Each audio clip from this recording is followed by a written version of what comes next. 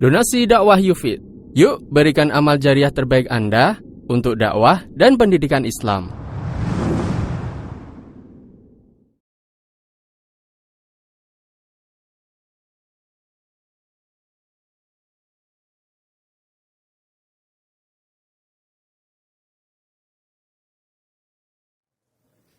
Assalamualaikum warahmatullahi wabarakatuh.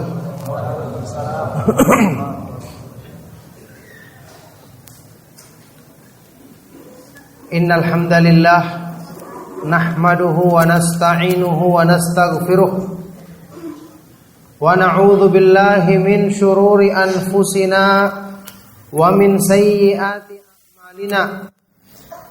May yahdihillahu fala mudilla lahu wa may yudlil fala hadiya lahu.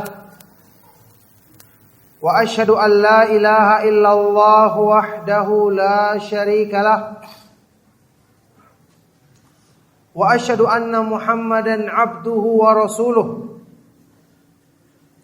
Ya ayyuhalladzina amanu taqullaha haqqa tuqatih wa la tamutunna illa wa antum muslimun. Ya ayyuhan nasu taqu rabbakumul ladzi khalaqakum min nafsin wahidah wa khalaqa minha zawjaha wa batha minhuma rijalan katsiran wa nisaa'a wattaqullaha alladzi tasaaluna bihi wal arham innallaha kana 'alaikum raqiba.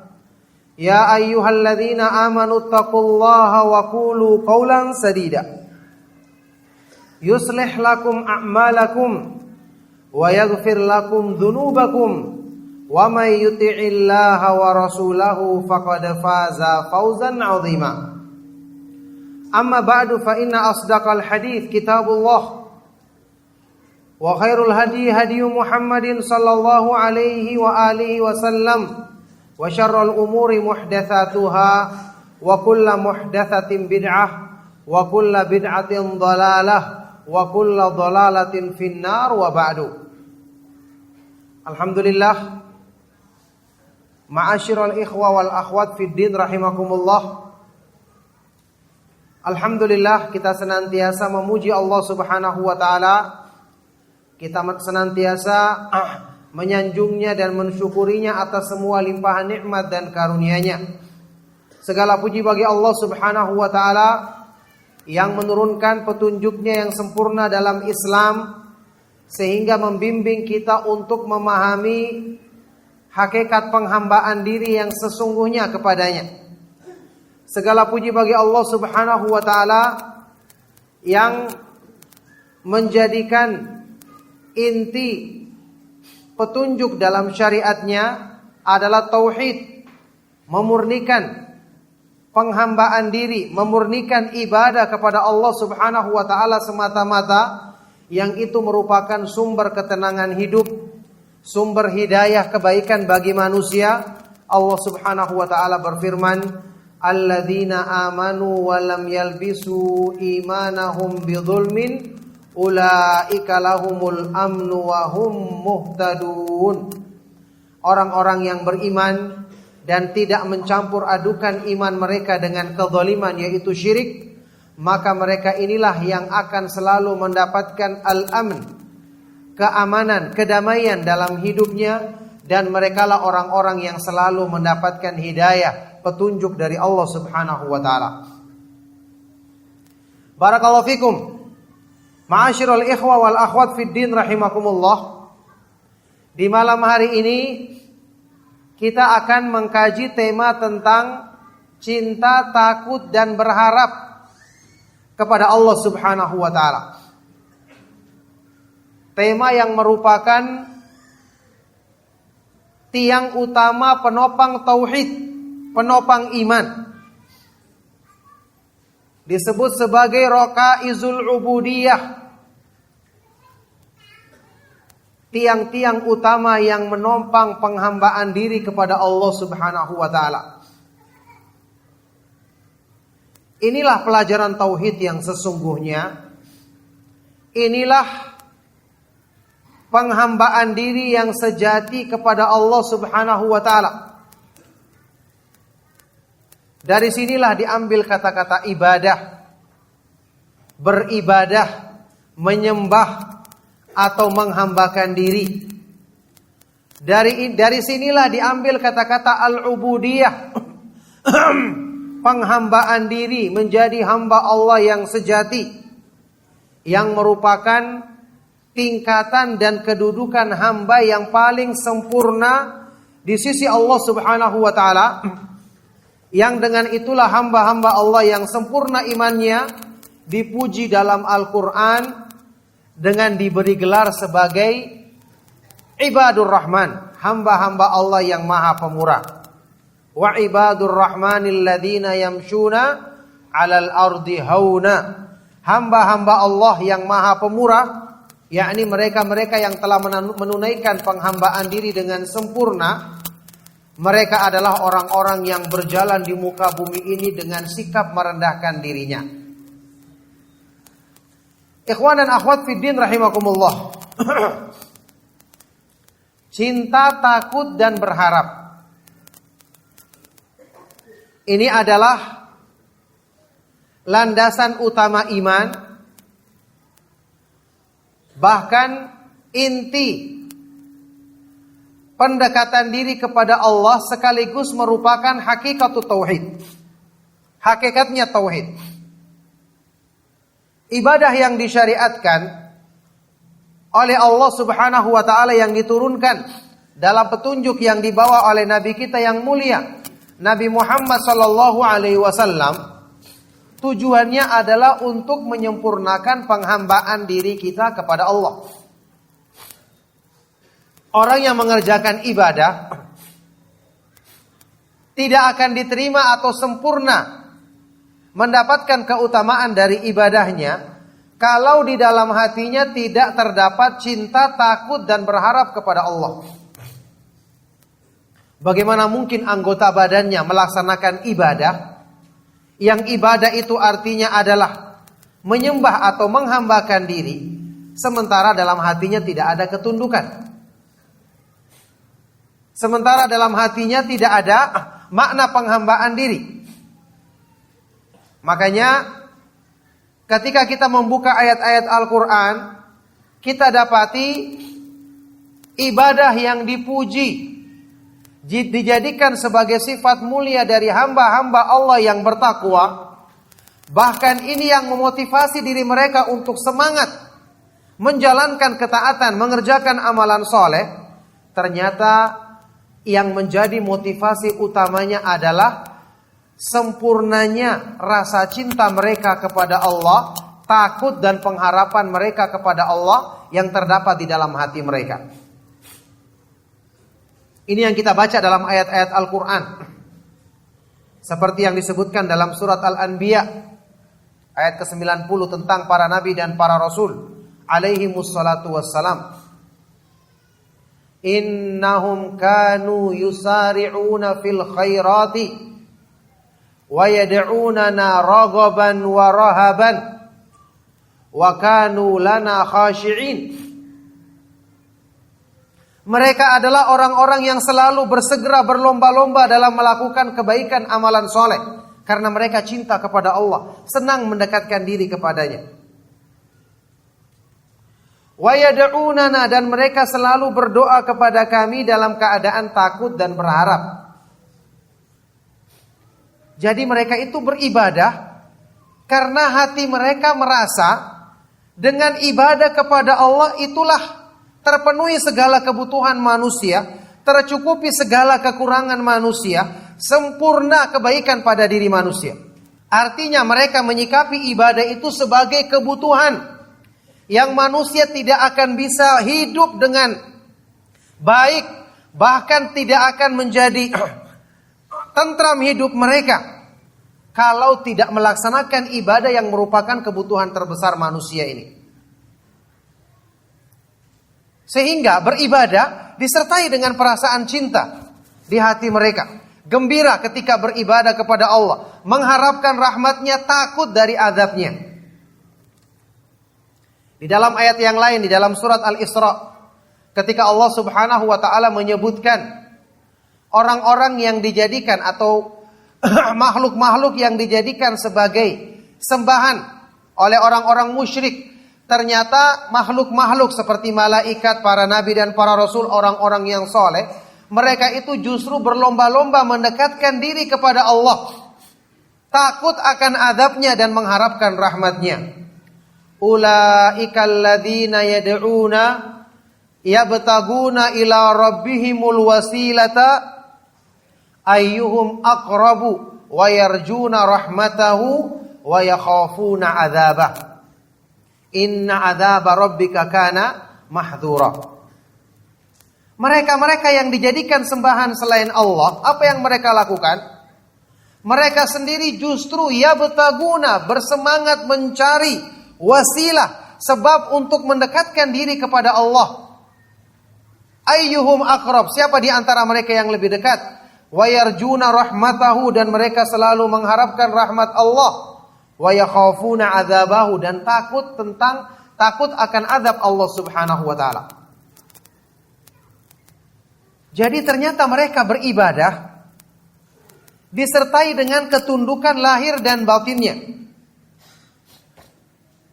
Ibadah karena mereka mengetahui ibadah itu adalah kebutuhan yang menjadikan hidup mereka tidak akan sempurna tanpanya. Makanya 3 sifat ini, cinta, takut, dan berharap, ini yang menghimpun makna ibadah yang hakiki.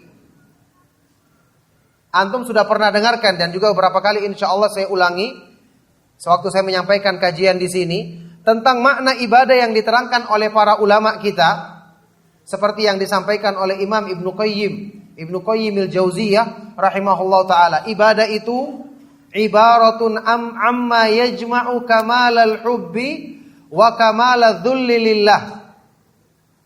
Ibadah itu sesuatu yang menghimpun kesempurnaan cinta dan sikap merendahkan diri kepada Allah.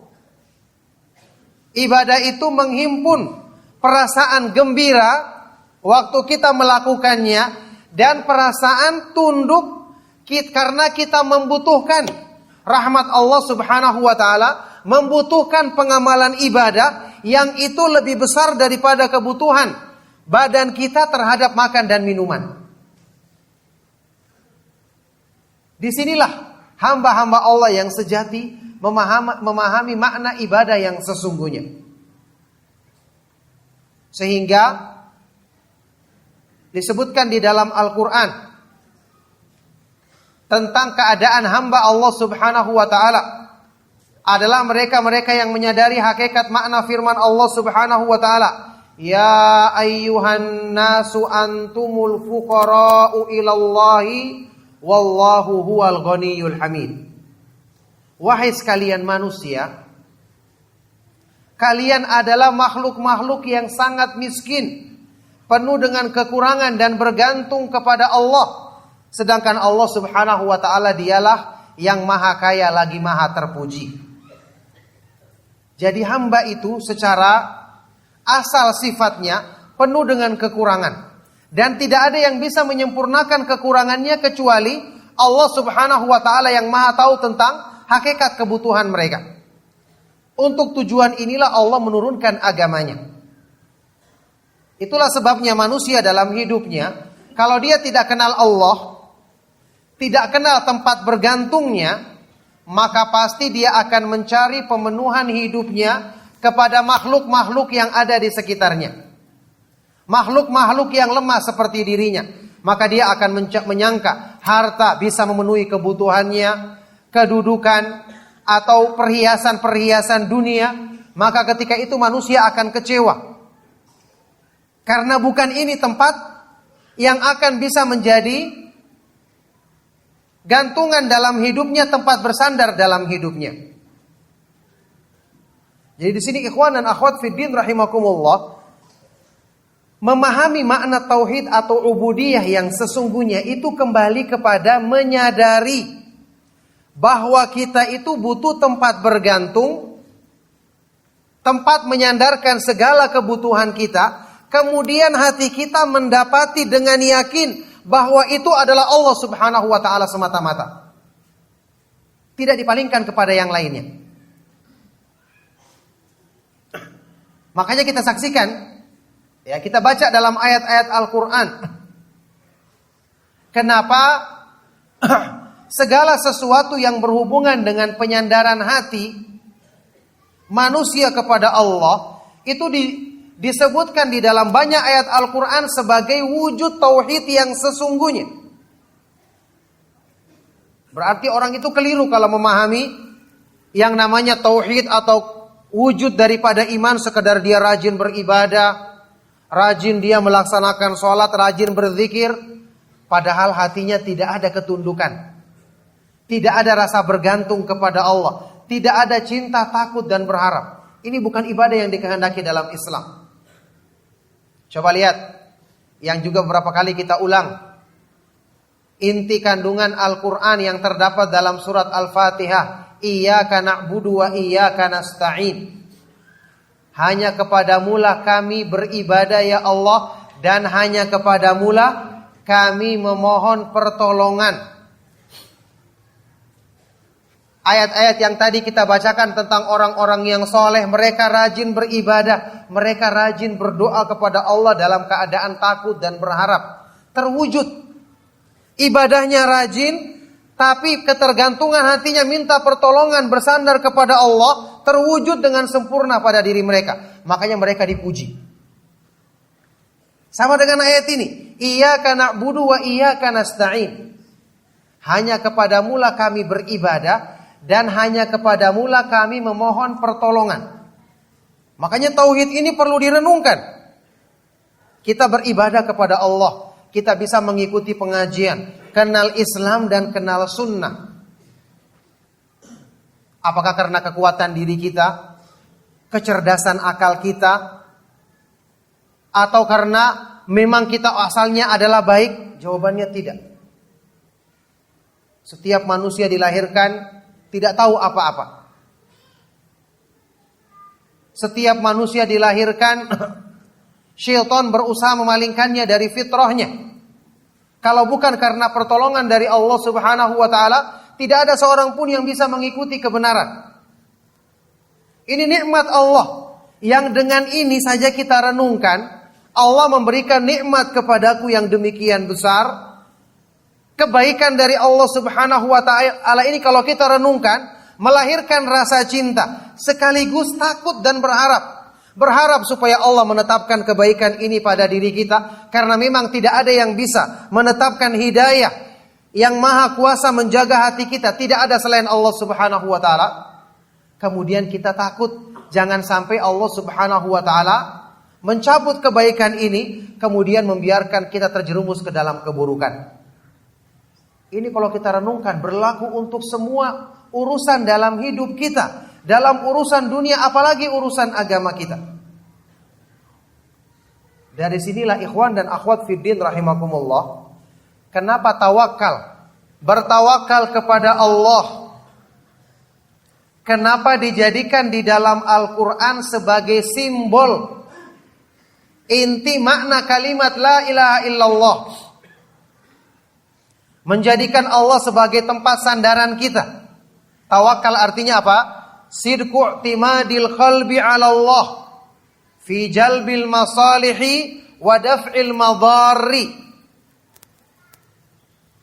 Penyandaran hati yang sebenarnya kepada Allah dalam upaya mendatangkan kebaikan-kebaikan dan menolak segala keburukan-keburukan. Jadi kalau kita sudah semakin mengenal Allah, semakin mengenal kemahaagungannya, kemahakuasaannya, kemahasempurnaannya, semakin hati kita selalu bergantung kepadanya. Ini yang namanya tawakal, dan ini yang disebutkan di dalam Al-Quran di beberapa ayat sebagai simbol atau makna tauhid yang hakiki. Di antaranya firman Allah Subhanahu wa taala, Rabbul masyriqi wal maghribi la ilaha illa huwa fattakhidhu wakila. Allah Subhanahu wa taala adalah Rabb yang maha menguasai timur dan barat. La ilaha illa huwa, tidak ada sembahan yang benar. Tidak ada sembahan yang benar selain Dia. Fattakhidhu wakila, maka jadikanlah Dia sebagai tempat bersandarmu, bertawakallah kepadanya. Wa 'alallahi fatawakkalu in kuntum mu'minin, dijadikan sebagai inti keimanan. Dan hendaknya hanya kepada Allah kalian bertawakal jika kalian benar-benar beriman. Jadi sebenarnya tauhid itu, ya, intinya adalah Anda menyadari kekurangan dan mengetahui yang maha sempurna. Itu saja. Supaya kekurangan ini kita tahu kita arahkan kemana. Disinilah perbedaan atau pemisah yang tipis antara tauhid dan syirik. Ketika manusia menyadari kekurangan dirinya, dan pasti dia menyadari karena dia makhluk yang jauh dari kesempurnaan. Ketika dia mengenal Allah, maka dia akan mengarahkan kekurangan dirinya, tempat bersandarnya ke tempat yang benar, yaitu kepada Allah. Ketika dia tidak mengenal Allah, dia akan arahkan kepada makhluk. Inilah syirik, inilah tauhid. Itulah kemarin kita khutbah, dalam khutbah Jumat saya jelaskan kenapa syirik itu mayoritas terjadi di umat manusia. Karena tipisnya perbedaan tersebut. Makanya pembahasan tauhid, menemukan tempat bersandar yang sesungguhnya, ini adalah perkara darurat yang harus segera kita usahakan. Tidak boleh ditunda-tunda. Allah Subhanahu wa ta'ala menjadikan keutamaan tauhid adalah keutamaan yang Allah tidak wakilkan kepada makhluknya. Tawakal di dalam Al-Quran disebutkan dengan seutama-utama balasan. Wa may yatawakkal 'alallahi fahuwa hasbuh. Barang siapa yang bertawakal, bersandar diri dengan benar kepada Allah, maka Allah Subhanahu wa ta'ala akan mencukupi segala kebutuhannya. Allah Subhanahu wa ta'ala menginginkan dari hamba itu mengakui dirinya sebagai hamba. Menjadikan Allah Subhanahu wa ta'ala sebagai tempat bersandarnya. Makanya kenapa kita disyariatkan mengetahui kekurangan-kekurangan dan kelemahan-kelemahan diri kita, kemudian menisbatkan segala pujian dan sanjungan hanya untuk Allah Subhanahu wa ta'ala semata-mata. Ini adalah inti dari penghambaan diri yang sesungguhnya. Coba lihat seperti faedah yang diterangkan oleh Imam Ibnu Qayyim dalam kitab Al-Wabilus Sayyib minal Kalimit Thayyib. Di dalam Sayyidul Istighfar, penghulunya istighfar yang disyariatkan kita baca, termasuk zikir pagi dan petang. Istighfar ini ternyata memiliki keutamaan yang sangat tinggi karena di dalamnya terdapat kalimat Abu'u laka bi ni'matika alayya wa abu'u bi dzambi. Ya Allah, Abu'u laka bi ni'matika alayya, aku mengakui kepadamu atas besarnya limpahan nikmat dan kebaikan yang kamu turunkan kepadaku, yang engkau turunkan kepadaku. Wa abu'u bi dzambi, dan aku mengakui dosa-dosaku, kekurangan-kekuranganku. Inilah hakikat makna ubudiyah.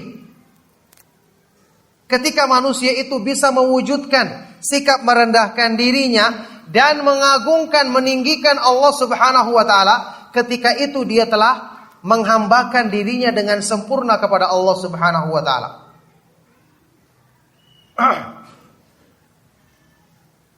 Sampai-sampai ini alasan yang disebutkan oleh sebagian dari para ulama. Ini juga sudah pernah saya ulangi. Kenapa sujud itu merupakan salah satu ibadah yang paling agung, yang kedudukannya paling dekat dengan Allah Subhanahu wa ta'ala.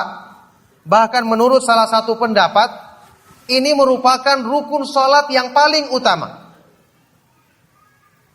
Ini dua pendapat yang terkuat. Pendapat pertama yang mengatakan sujud. Pendapat kedua mengatakan sewaktu berdiri membaca Al-Quran. Yang kemudian kedua pendapat ini digabungkan oleh Imam Ibnu Qayyim. Keutamaan sewaktu kita berdiri membaca Al-Quran. Kenapa dia sebagian ulama berpendapat itulah rukun salat yang paling utama, disebabkan karena bacaannya adalah Al-Quran. Adapun sujud, sebagian ulama mengatakannya sebagai rukun salat yang paling utama disebabkan karena gerakannya. Posisi hamba saat itu benar-benar merendahkan dirinya. Ini menjadikan dia sangat dekat dengan Allah Subhanahu wa taala, sebagaimana sabda Rasulullah SAW dalam hadis riwayat Imam Muslim tentang sujud, bagaimana? Aqrabu ma yakunul abdu min rabbih wa huwa sajid. Sedekat-dekatnya kedudukan atau keadaan seorang hamba dari Allah Subhanahu wa taala adalah ketika dia sedang sujud, maka perbanyaklah doa padanya. Sujud, sikap merendahkan diri yang sempurna. Terkandung makna ubudiyah yang saya sebutkan tadi. Seorang hamba merendahkan diri, meletakkan wajahnya, anggota badannya yang paling mulia sejajar dengan kakinya di tanah. Sikap merendahkan diri. Setelah itu apa yang diucapkan dalam sujudnya? Dia memuji Allah dengan setinggi-tingginya. Dia mengatakan apa? Subhana rabbiyal a'la wa bihamdih. Atau subhana rabbiyal a'la saja. Maha suci Rabbku Allah Subhanahu wa ta'ala yang maha tinggi. Dia merendahkan dirinya dan membesarkan, memuji Allah Subhanahu wa ta'ala dengan setinggi-tingginya. Inilah makna ubudiyah yang terkandung di dalam sujud. Oleh karena itulah, ikhwan dan akhwat fiddin rahimakumullah, merenungkan makna ubudiyah atau merealisasikan makna tauhid yang sesungguhnya, benar-benar dibutuhkan upaya untuk mengisi hati kita dengan sebab-sebab yang menyempurnakan cinta, takut, dan berharap kita kepada Allah. Itulah sebabnya kita harus mengenal kemahaindahan nama-nama Allah, kesempurnaan sifat-sifatnya. Bahkan untuk 3 hal ini, cinta, takut, dan berharap, tetap inti utamanya adalah cinta. Karena berharap sendiri terkandung di dalamnya cinta. Kita tidak akan mengharapkan sesuatu kecuali dari yang kita cintai. Takut sendiri juga mengandung makna takut jauh dari zat yang kita cintai tersebut. Jadi hal-hal seperti ini harus disempurnakan dalam diri kita agar makna tauhid terwujud dengan sempurna. Dan tadi sudah kita sebutkan, Allah Subhanahu wa ta'ala tidak mewakilkan balasannya kepada makhluknya, tapi Allah Subhanahu wa ta'ala sendiri yang turun tangan langsung memberikan balasan kepada orang yang menyempurnakan penyandaran dirinya kepada Allah. Wa may yatawakkal 'alallahi fahuwa hasbuh. Barang siapa yang bertawakal kepada Allah, maka Allah Subhanahu wa taala yang langsung mencukupi dirinya. Kalau Allah telah mencukupi seorang hamba, siapa yang bisa mencelakakan hamba ini? Apalagi yang harus ditakutkan hamba ini dalam hidupnya selain dari Allah Subhanahu wa taala? Makanya orang-orang yang bertauhid dengan benar, bersandar dengan benar kepada Allah dalam pengertian ini, memang benar-benar tenang hidupnya. Sempurna kedamaian dan keamanan, petunjuk dalam hidupnya. Kalau sudah tenang hidupnya, ibadahnya pun akan khusyuk. Ikhlas pun akan mudah diraihnya karena dia mengetahui dekat dengan Allah Subhanahu wa ta'ala itu adalah puncak yang didambakan hatinya. Otomatis keikhlasan dia dalam beribadah akan mudah diraih hamba tersebut. Kemarin saya sudah pernah sebutkan, makna ikhlas sendiri itu disebutkan dalam kitab Fathul Majid dengan definisi yang dikatakan definisi yang indah, yaitu mahabbatullahi wahdahu wa iradatu wajhihi. Mencintai Allah Subhanahu wa ta'ala semata-mata dan mengharapkan balasan di sisinya. Jadi ada perasaan tenang ketika dekat dengan Allah. Baru seorang bisa meraih ikhlas. Inilah sebabnya ikhwan dan akhwat fiddin rahimakumullah, upaya memurnikan tauhid ini, kenapa harus kita usahakan dan dijadikan prioritas dalam kegiatan atau dalam hidup kita? Karena perkara-perkara yang lain tidak akan mungkin Allah sempurnakan dalam diri kita kalau makna penghambaan diri, makna tauhid ini belum terwujud secara sempurna dalam diri kita. Maknanya tadi sudah kita bahas, sederhana. Manusia itu menyadari kelemahan dirinya untuk kemudian meyakinkan hatinya bahwa tempat bergantung yang bisa melengkapi segala kekurangannya, memenuhi segala kelemahan dan kebutuhannya adalah cuma Allah Subhanahu wa taala semata-mata. Oleh karena itu ini harus dilatih dalam diri kita. Setiap kita mengalami masalah, kita mengalami segala sesuatu yang menjadikan diri kita gundah, jangan terbiasa mengikuti pemikiran-pemikiran yang berkembang di kalangan orang awam. Cari dulu makhluk. Telepon dulu kepada seseorang yang bisa membantu masalahnya. Allah Subhanahu wa taala setiap saat ada mendengar seruan hamba-hambanya. Kenapa tidak meminta kepada dia terlebih dahulu? Makhluk yang Anda hubungi mungkin juga sedang sakit, atau dia sedang tidur tidak akan bisa mendengarkan keluhan Anda, atau dia sedang jauh tidak bisa dihubungi. Allah Subhanahu wa taala Maha dekat, selalu ada dan mengawasi hamba-hambanya. Apalagi orang yang selalu meminta kepada Allah Subhanahu wa taala dalam segala keadaannya. Ini yang perlu kita latih dalam diri kita. Sampai pun dalam urusan-urusan mengadukan masalah kita. Allah Subhanahu wa taala berfirman dalam Al-Qur'an tentang nabinya yang mulia Ya'qub alaihi salatu wasallam yang mengatakan apa? Innama ashku bathi wa huzni ila Allah. Hanyalah aku mengadukan segala kesedihanku dan kegundahanku kepada Allah Subhanahu wa taala semata-mata. Kenapa? Mengeluh kepada manusia. Mereka sendiri punya banyak kegundahan. Mereka sendiri tidak akan bisa menyelesaikannya. Mereka sendiri terbatas kemampuannya. Maka ini menempatkan atau membiasakan hati kita justru bersandar kepada yang lemah, yang tentu tidak akan bisa memenuhi kebutuhannya. Jadi dalam kehidupan sehari-hari, wujud daripada tauhid ini kita harus praktekkan supaya makna tauhid yang tadi tersimpul dalam 3 tiang penopang utama, cinta, takut, dan berharap, selalu dalam hati kita dipenuhi kepada hal-hal yang benar, diarahkan kepada hal-hal yang benar, yaitu kepada Allah Subhanahu wa taala semata-mata. Inilah yang saya pernah sebutkan, makna yang terwujud dalam nama Allah Subhanahu wa taala. Salah satu di antara nama Allah Subhanahu wa taala yang maha indah yaitu As-Samad. Qul huwallahu ahad, Allahus samad. Yasmudu ilaihil khalaiqu bihawaijihim.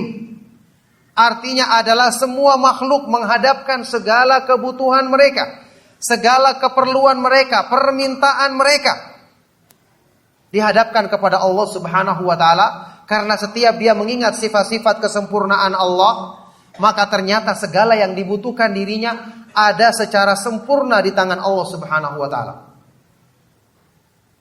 Wallahi, inilah hakikat yang akan menyelamatkan kita sesungguhnya. Inilah tauhid yang sejati. Ikhwan dan akhwat fiddin rahimakumullah. Allah Subhanahu wa taala ketika ingin menyempurnakan penghambaan diri hamba, Allah Subhanahu wa taala menjadikan pada hamba ini ditimpa keadaan-keadaan yang sebagian orang jahil tidak memahami hikmahnya. Contoh misalnya cobaan, ujian. Kita selalu berpikir kenapa hamba dalam hidupnya semakin kuat imannya, cobaannya semakin berat. Rasulullah SAW bersabda apa? Asyaddun nasi bala'an al-anbiya'u thummal amthal fal amthal. Orang yang paling besar cobaannya di jalan Allah adalah para nabi, kemudian yang setelah mereka, yang setelah mereka. Apa sebenarnya hikmah daripada ujian atau cobaan musibah? Ternyata di antara hikmahnya yang terbesar adalah untuk menyempurnakan penghambaan diri hamba ini, ubudiyah hamba ini. Kenapa? Dengan ujian dia akan mengetahui kelemahan dirinya. Dengan ujian dia melatih kesabaran dirinya untuk dia selalu bersangka baik kepada Allah. Dengan ujian, ya, Allah Subhanahu wa taala akan menjadikan hamba ini mengetahui bahwa dialah yang maha kuasa atas segala sesuatu. Sampai-sampai disebutkan oleh sebagian dari para ulama, seperti penjelasan dari Imam Ibn Rajab Al-Hambali, kemudian juga Imam Ibnu Qayyim rahimahumullah ta'ala, ujian yang berupa dosa. Sekarang, kalau kita berpikir, kenapa orang yang beriman tidak dijaga oleh Allah supaya tidak berbuat dosa? Kira-kira Allah Maha Kuasa apa tidak menjaga hamba-hambanya agar tidak tergoda iblis, tidak berbuat dosa? Maha Kuasa apa tidak? Maha Kuasa. Buktinya para nabi dan para rasul dijaga dari perbuatan dosa. Dan yang rajih adalah perbuatan dosa besar. Kalau perbuatan dosa kecil mereka bisa lakukan, para nabi dan para rasul, karena manusia tidak mungkin luput dari salah. Cuman setelah berbuat dosa kecil mereka langsung mendapatkan taufik dari Allah untuk bertobat. Jadi mereka terjaga. Nah sekarang orang-orang yang beriman, apakah terjaga dari dosa? Jawabannya tidak, iya kan? Tidak terjaga dari dosa. Kira-kira apa hikmahnya? Kenapa mereka kok dibiarkan terjerumus dalam dosa? Dibiarkan bisa kadang-kadang terjerumus mengikuti hawa nafsunya, dibiarkan kadang-kadang mengikuti godaan syaitan. Ternyata jawabannya sama. Allah Subhanahu wa taala ingin menjadikan hamba ini sadar bahwa dia itu adalah hamba yang lemah. Rajinnya dia beribadah, semangatnya dia melakukan kebaikan, jauhnya dia dari perbuatan maksiat, bukan karena kemampuan dirinya, tapi karena pertolongan dari Allah. Terbukti, terkadang ketika dia lalai, dominasi hawa nafsu kuat, akhirnya dia terjerumus. Apa hikmahnya? Seandainya hamba ini terus-menerus dalam ketaatan, tidak pernah berbuat dosa, kira-kira apa yang muncul dalam pikirannya? Sombong, iya kan? Bangga. Dia akan merasa dirinya hebat. Ini yang tidak dikehendaki dalam Islam. Disebutkan dalam sebuah hadis yang derajatnya hasan, dihasankan oleh Syekh Al-Albani dalam riwayat Al-Baihaqi dalam Syu'abul Iman. Rasulullah sallallahu alaihi wasallam pernah bersabda, "Lau lam tudnibu la khasyitu alaikum ma huwa a'dhamu min dzalika al-ujubu al-ujubu." Seandainya kalian tidak berbuat dosa, maka sungguh aku mengkhawatirkan, justru lebih aku takutkan kalian ditimpa sesuatu yang lebih besar dibandingkan dosa itu sendiri. Yaitu apa? Kagum terhadap diri sendiri, bangga terhadap diri sendiri. Ujub. Antum perhatikan alangkah banyaknya saat ini orang yang salah faham tentang tauhid, dengan dia menyangka rajin beribadah, rajin ngaji, merasa dirinya hebat dalam agamanya, merasa dirinya senior, kemudian timbul kesombongan dalam dirinya, lupa dia menisbatkan karunia tersebut kepada Allah. Sungguh wallahi ini yang justru akan menggugurkan makna ubudiyah pada diri hamba ini. Salah paham. Al-Imam, salah seorang ulama besar Ahlus Sunnah dari kalangan tabi'in, Imam Mutarrif Ibnu Abdullah Ibnu Syekhir, pernah mengatakan, "Wallahi la an abita naiman wa usbihu nadiman ahabbu ilayya min an abita qa'iman wa usbihu mu'jaban." Sungguh demi Allah, jika aku tertidur di malam hari, tidak bangun salat malam, tidak beribadah di malam hari, tapi kemudian di pagi hari saya bangun dalam keadaan menyesal, mengakui dosa dan kekurangan diriku, ini lebih baik daripada aku ketika malam hari bangun rajin beribadah, sholat malam, berzikir di malam hari, kemudian di pagi harinya aku bangun dalam keadaan bangga terhadap amal-amalku tersebut. Ucapan Imam Tabi'in senior Mutarrif Ibnu Abdullah Ibnu Syekhir dibawakan dalam kitab Syiar A'lamin Nubala, kemudian dikomentari oleh Imam Az-Zahabi rahimahullah ta'ala, "Qultu la aflaha wallahi man zakka nafsahu au a'jabathu.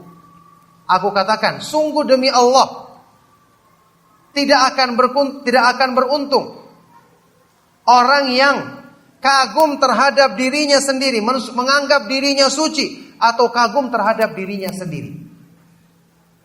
Jadi Allah subhanahu wa ta'ala itu maha sempurna hikmahnya. Kita dijadikan bersalah, kita tahu, ternyata saya ini lemah, kalau bersandar kepada diriku binasa saya. Hawa nafsu kita demikian kuat. Kita dijadikan kadang-kadang lalai supaya kita tahu, yang menjadikan kita ingat selama ini bukan karena kemampuan diri kita, tapi karena pertolongan dari Allah subhanahu wa ta'ala. Oleh karena itulah, ikhwan dan akhwat fiddin rahimakumullah, sekali lagi upaya menyempurnakan cinta, takut dan berharap. Ini dengan kita membaca ayat-ayat Al-Quran yang menjelaskan tentang karunia Allah, nikmat Allah, kemahaindahan Allah akan menimbulkan cinta kita. Dengan kita membaca sifat-sifat keagungan dan kebesaran Allah, menjadikan kita takut dan tunduk. Dengan kita membaca kemahakuasaannya atas segala sesuatu, kemahakayaannya yang sempurna akan menjadikan kita hanya berharap kepadanya. Kita latih hati kita untuk terbiasa ini dalam kehidupan kita. Sebelum memulai sesuatu, berdoa kepada Allah, supaya nanti hasil yang kita capai kita akan nisbatkan kepada Allah. Melihat orang yang berbuat buruk menjadikan kita semakin semangat berdoa. Ya Allah, keburukan terjadi karena Engkau tidak memberikan taufik kepadanya. Saya bisa menghindarinya karena Engkau jaga aku, maka tetapkanlah penjagaanmu terhadap diriku. Ini sifatnya hamba yang beriman. Setelah kita berbuat kebaikan, setelah kita melakukan amalan-amalan soleh, kita pun berdoa kepada Allah subhanahu wa ta'ala, supaya kebaikan ini Allah tetapkan pada diri kita. Antum masih ingat pembahasan ini saya pernah kaji juga waktu kita membahas makna taufik. Inilah inti daripada makna taufik seperti yang dijelaskan oleh Imam Ibnu Qayyim dalam kitab Al-Fawaid. Alla yakilakallahu ila nafsika fi fi'lil hasanati wa tarkis sayyi'at. Dengan Allah subhanahu wa ta'ala tidak menjadikan kamu bersandar kepada dirimu sendiri dalam melakukan kebaikan-kebaikan dan meninggalkan keburukan-keburukan. Jadi ikhwan dan akhwat fiddin rahimakumullah, tauhid diwujudkan dengan banyak kita melatih diri kita untuk selalu mengarahkan hati kita agar mengenal tempat bersandarnya. Makanya dalam kehidupan sehari-hari kita disyariatkan untuk selalu minta pertolongan kepada Allah. Memulai pekerjaan dengan membaca bismillah misalnya, yang mengandung arti memohon pertolongan kepada Allah. Kita disyariatkan bahkan setiap saat berdoa dulu sebelum melakukan sebab apapun. Bahkan doa kita semakin sungguh-sungguh, semakin menunjukkan benarnya iman di hati kita. Buktinya tadi orang-orang yang soleh disebutkan dalam Al-Quran, hampir setiap mereka dipuji, selalu disebutkan mereka itu rajin berdoa, rajin memohon ampun kepada Allah. Sudah itu berdoanya dengan raghaban wa rahaban, dalam keadaan takut dan berharap, doanya serius. Ini yang selalu menjadi ciri utama mereka. Maka dengan sebab inilah Allah subhanahu wa ta'ala selalu menolong mereka, mendekatkan mereka dalam sebab-sebab kebaikan, baik dalam urusan-urusan dunia, apalagi dalam urusan akhirat, urusan agama mereka. Ikhwani wa akhwati fiddin rahimakumullah, juga tidak lupa saya sampaikan hadis Rasulullah sallallahu alaihi wasallam yang insyaallah kita kenal, yang diriwayatkan oleh Imam Ahmad, Ibnu Majah dan yang lainnya dengan sanad yang disahihkan atau dihasankan oleh Syekh Al-Albani rahimahullah taala. Kisah yang sangat terkenal tentang Rasulullah sallallahu alaihi wasallam ketika beliau mengunjungi seorang sahabat yang sedang sakit keras. Sahabat yang mulia, yang salat di belakangnya Rasulullah sallallahu alaihi wasallam, ikut berjihad dan banyak melakukan kebaikan-kebaikan bersama Rasulullah sallallahu alaihi wasallam. Ketika mengunjungi beliau, Rasulullah sallallahu alaihi wasallam bertanya kepadanya, "Kaifa tajiduka?"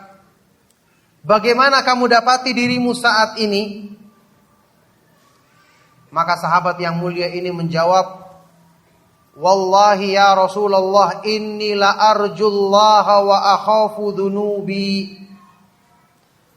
Demi Allah wahai Rasulullah, sungguh aku benar-benar mengharapkan rahmat Allah dan takut akan dosa-dosaku. Coba kita berpikir, sahabat ini dosanya apa? Kebaikannya banyak. Dia tidak mengatakan saya mengharapkan dengan kebaikanku yang banyak.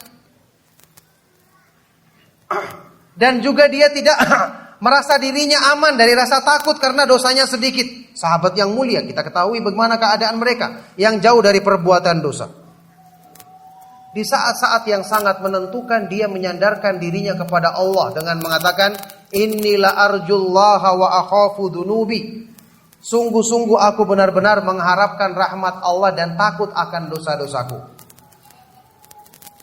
Mendengarkan jawaban ini, Rasulullah sallallahu alaihi wasallam bersabda, "Walladzi nafsi biyadihi la yajtami'ani fi qalbi rajulin fi mithli hadzal mautin illa a'tahu Allahu ma yarju wa amanahu mimma yakhaf."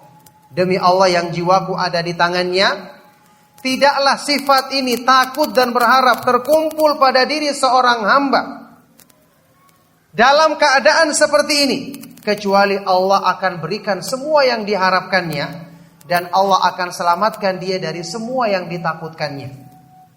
Dia selamat bukan dengan amal solehnya semata-mata, tapi dia selamat dengan tauhidnya, dengan penyandaran dirinya, dengan ketakutan dan pengharapannya yang benar kepada Allah Subhanahu wa taala. Allah berikan semua yang diharapkan. Apa yang diharapkannya? Keselamatan dunia akhirat, kedudukan yang mulia di sisi Allah. Allah berikan semua. Dan Allah amankan dia, selamatkan dia dari semua yang ditakutkan hamba ini. Apa yang ditakutkannya?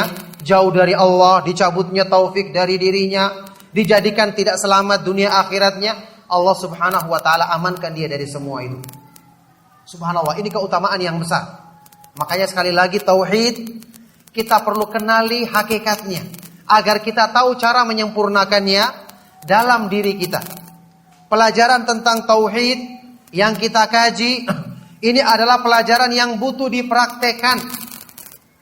Dan semua ibadah yang Allah syariatkan tujuannya sebenarnya untuk menyempurnakan makna tauhid ini. Tentu saja ibadah tidak akan mungkin luput daripada makna tauhid tersebut. Cuman kita yang selama ini kurang merenungkannya, kurang menghadirkan maknanya, sehingga ibadah-ibadah yang kita lakukan tidak membentuk makna tauhid ini dalam diri kita. Selalu saya ingatkan, ketika Anda beribadah jangan lupa hadirkan hati, supaya hati kita diisi dengan unsur-unsur keimanan, tiang-tiang yang menopang tauhid tadi, seperti yang kita bahas tadi. Dalam setiap ibadah yang kita lakukan akan semakin banyak perbaikan-perbaikan iman, perbaikan-perbaikan tauhid yang kita rasakan dan kita dapatkan.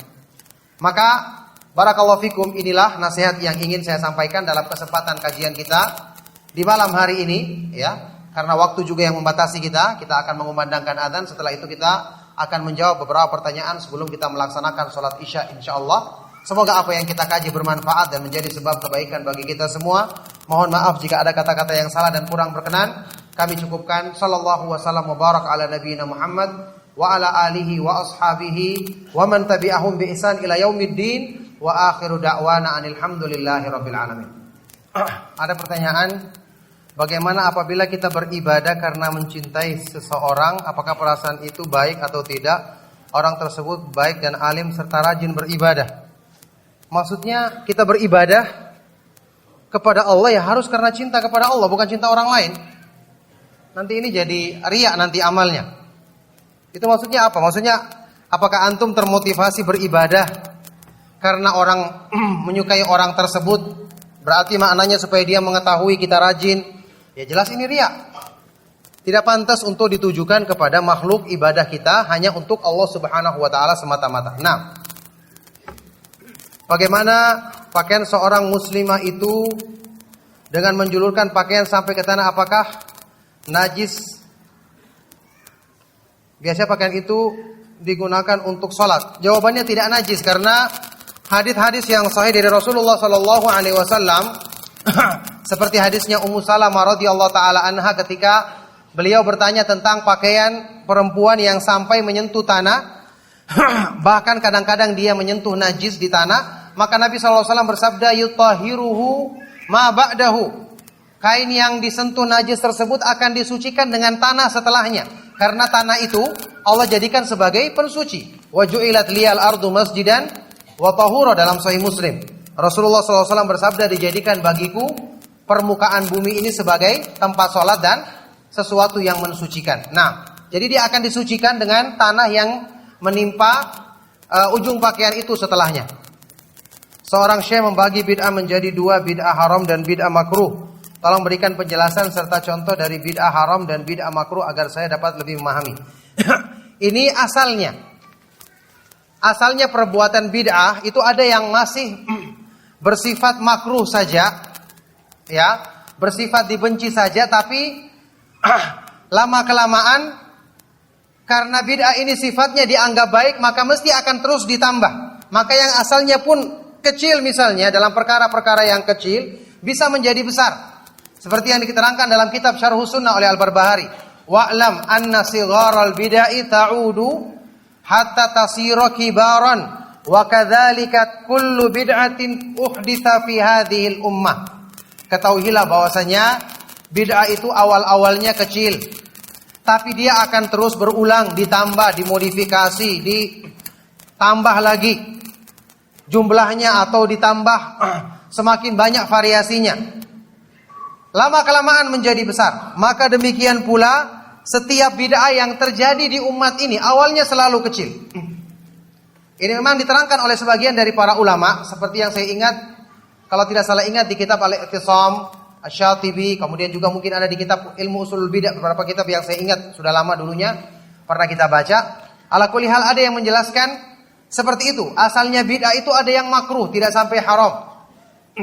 Ya, tidak sampai perbuatan yang haram, tapi karena berkembang terus, ya, seperti yang dicontohkan oleh para ulama, perbuatan bid'ah dengan berzikir dengan biji-bijian tasbih di zamannya Ibnu Mas'ud radhiyallahu taala anhu. Awalnya cuma, ya, sekelompok orang di halaqah mereka membuat halaqah berzikir dengan menghitung dengan menggunakan batu kerikil. Nanti ada yang memimpin mengatakan halilu mi'ah, ucapkan tahlil la ilaha illallah 100, dihitung 100 la ilaha illallah sampai 100. Kemudian waktu ditegur oleh Ibnu Mas'ud, sudah kita ketahui kisahnya, mereka mengatakan, wallahi ya Aba Abdurrahman ma aradna illal khair, demi Allah kami tidak mengendaki kecuali kebaikan. Kemudian Ibnu Mas'ud mengatakan, wa kam min muridin lil khairi la yusibahu, berapa banyak orang yang menginginkan kebaikan dia tidak pernah mencapai kebaikan tersebut. Kelanjutan dari hadis ini disebutkan, ya, oleh rawi hadis tersebut, dia mengatakan selanjutnya, ketika terjadi di zamannya Ali bin Abi Thalib para sahabat memerangi orang-orang Khawarij, ternyata kebanyakan ya dari mereka yang hadir di situ adalah orang-orang yang ikut tadi berzikir dengan menghitungnya dengan biji-bijian batu kerikil tadi. Jadi bid'ahnya yang awal ini kecil menjadi besar karena berkembang terus. Apalagi alasan mereka yang penting niat kami baik. Itulah keburukan perbuatan bid'ah yang harusnya kita waspadai, karena meskipun awalnya kelihatan kecil atau mungkin tadi hukumnya sekedar makruh saja, tapi karena terus-menerus dilakukan maka menjadi semakin parah.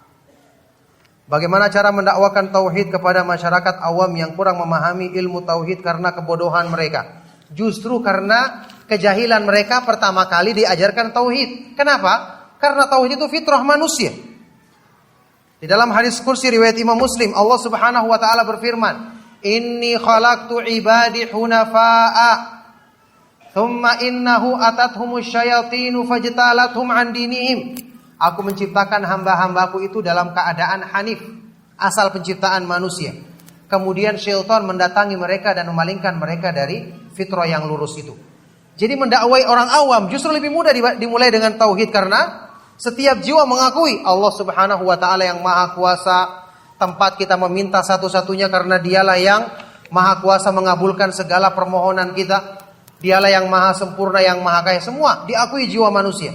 Makanya mengajak kepada tauhid adalah dakwah yang paling mudah kepada orang awam karena ini sesuai dengan asal fitrah manusia. Apakah ketika kita hijrah di tengah proses terbesit keinginan untuk populer, cantik dengan pakaian syar'i, termasuk merusak tauhid, ini godaan syaitan, kita lawan dengan segera menepisnya. Kalau kita segera menepisnya, ya, niat-niat yang ada di tengah ibadah itu kalau segera kita menepisnya dan kita tidak istirsal ma'ahu, mengikutinya, maka insya Allah tidak akan merusak ibadah tersebut. Makanya selalu minta pertolongan kepada Allah supaya dijaga. Dan kata para ulama, orang yang dari awal niatnya itu benar, ikhlas, dengan dia minta pertolongan kepada Allah, kemudian dia mengikhlaskan niatnya, dengan sebab awalnya dia ikhlas ini, Allah akan jaga terus dia. Tapi kalau di tengah-tengah mungkin muncul niatnya yang akan mempengaruhi dia, ini menunjukkan dari awal memang sudah tidak beres niatnya, sehingga Allah tidak menjaga dia. Nah, bagaimana menghindari rasa was-was ketika sholat, berlindung kepada Allah? Memang kita ketahui dalam hadis sahih riwayat Imam Muslim disebutkan, ada syaitan yang khusus menggoda manusia dalam sholat. Syaitan yang bernama Khinzab. Makanya kita disyariatkan, kita berlindung kepada Allah, membaca a'udzubillahi minasyaitonirrajim, kemudian bernafas di sebelah kiri kita 3 kali. Seperti itu. Itu akan menghilangkan gangguan syaitan tersebut, dan ini sunnah yang ditinggalkan, yang harusnya bisa diamalkan dalam sholat kita ketika kita merasakan gangguan godaan syaitan. Apa yang seharusnya dilakukan seorang hamba Allah ketika dia telah bertaubat namun terjerumus berulang kali ke dalam perbuatan dosa dan maksiat? Bertaubat lagi. Jangan lepas dari perbuatan tobat. Kemudian minta kepada Allah agar kita dijaga. Dan harusnya waktu kita melakukan perbuatan maksiat tersebut, na'udzubillahi min dzalik, kita hadirkan dalam diri kita perasaan, bagaimana kalau Allah murka kemudian mencabut hidayah? Alhamdulillah kita bisa bertobat. Belum tentu kesempatan berikutnya kita bisa bertobat. Rasa takut kepada Allah itu yang menjadikan kita lemah sehingga berani melanggar. Makanya saya katakan tadi, pembahasan tauhid dan iman yang sumbernya di hati kita perlu sempurnakan supaya ini yang mencegah kita dengan izin Allah dari meremehkan syariat Allah Subhanahu wa taala, mudah melanggar larangannya. Bagaimana cara menasihati teman yang mengeluh dan merasa ingin menyerah dengan masalahnya? Cara menasihati dia, katakan, kalau Anda menyerah dengan masalah Anda, apakah itu akan menjadi sebab perbaikan? Jawabannya jelas tidak. Anda menyerah, ya masalah Anda tidak akan selesai. Tapi kalau Anda menyerahkannya kepada Allah, maka Allah yang maha kuasa untuk menolong. Minta pertolongan kepada Allah, berdoa dengan sungguh-sungguh. Karena kalau Anda menyerah, ya tetap musibah tidak akan lepas, masalah yang sedang Anda hadapi tidak akan selesai. Makanya di sini orang yang menyerah, orang yang mengeluh, orang yang tidak sabar, kita katakan Anda rugi. Dengan sikap Anda tidak akan berubah keadaan Anda. Tapi kalau Anda sikapnya benar, ya, musibah tersebut jadi ringan, nanti berganti menjadi pahala dan keutamaan di akhirat. Tapi kalau mengeluh, menyerah, tidak sabar, sudah dapat musibah di dunia, di akhirat lebih-lebih dapat keburukan lagi, rugi dunia dan akhiratnya, na'udzubillahi min dzalik. Dulu saya pernah melakukan kesyirikan, apakah saya harus bersyahadat ulang? Kalau kesyirikan besar yang dilakukan dan benar-benar waktu itu disadari, ya, dia bersyahadat ulang lebih baik. Nah, barakallahu fikum. Cukup? Ya, kalau sudah selesai kita cukupkan kajian kita. Sallallahu wasallam wa barak ala nabiyina Muhammad wa ala alihi wa ashabihi wa man tabi'ahum bi ihsan ila yaumiddin walhamdulillahi rabbil alamin. Subhanakallahumma wa bihamdika asyhadu an la ilaha illa anta astaghfiruka wa atubu ilaik. Wassalamualaikum warahmatullahi wabarakatuh. Donasi dakwah Yufid. Yuk berikan amal jariah terbaik Anda untuk dakwah dan pendidikan Islam.